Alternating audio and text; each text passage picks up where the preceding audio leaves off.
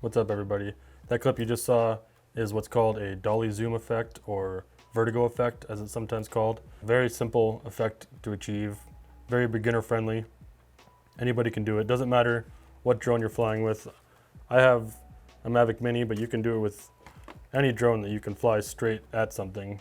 That was shot with the Mavic Mini with the Sunny Life ND filter. It's the ND8 PL polarizer, but the ND filter is not required to achieve this effect. I just like using them for most of my shots, but it's definitely not a requirement. If you're just starting out and trying to do new things with your drone shots, this is a super easy one to start with because the shot that you need to get is very simple. Most of the effect is achieved in the editing software afterwards. The only thing you need to start with your drone is just get a clip flying straight at a subject or an object. In this case, I'm using a fountain down at the lake by my house, or you could do it in reverse and pull back straight away from the same object or whatever you want, really. It doesn't have to be a specific subject. You can be flying over a landscape.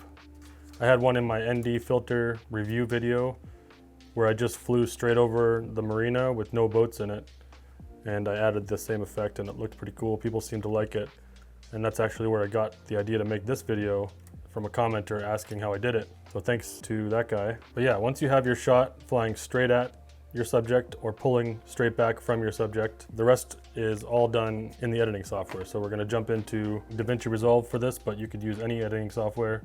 As long as you can add keyframes to your clips, that's all you need to do, and it's a very simple process. I'll show you how to do it right now. So once you have the clip on your timeline, and you can see I'm just flying straight at this fountain, you want to kind of take note of how big the subject is at the end of your clip, and then go back to the beginning of the clip, and using the inspector up here, you can toggle it on or off just by clicking inspector. That's of course for Davinci Resolve.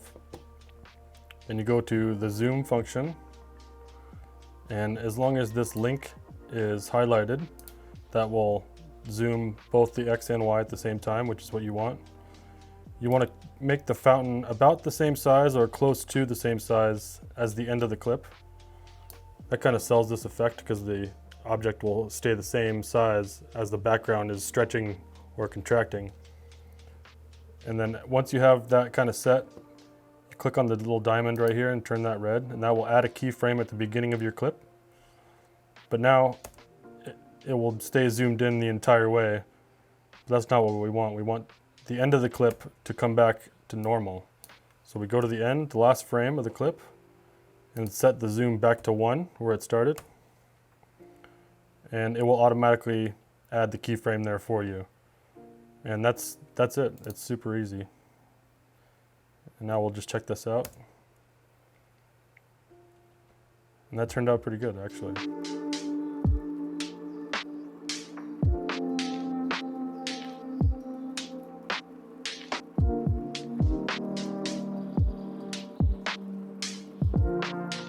So now I have another clip set up here of the opposite way.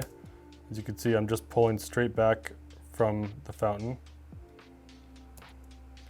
And now you want to do this the opposite way. At the end of the clip, you want to go to the last frame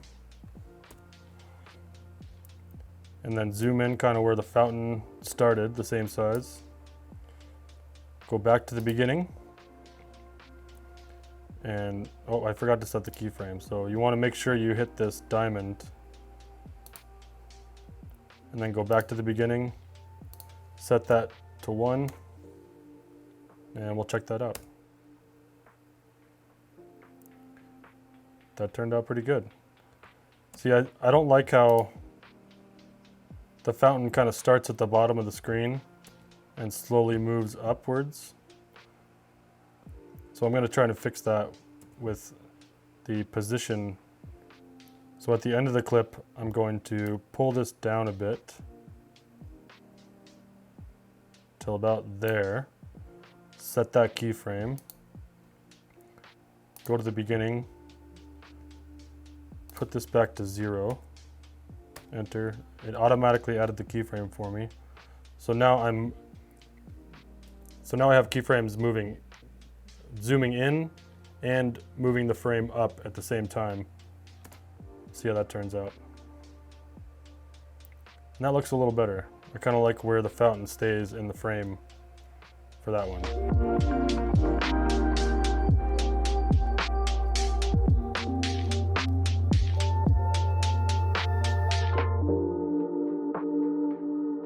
Yeah, that's it. The Dolly Zoom Vertigo Effect.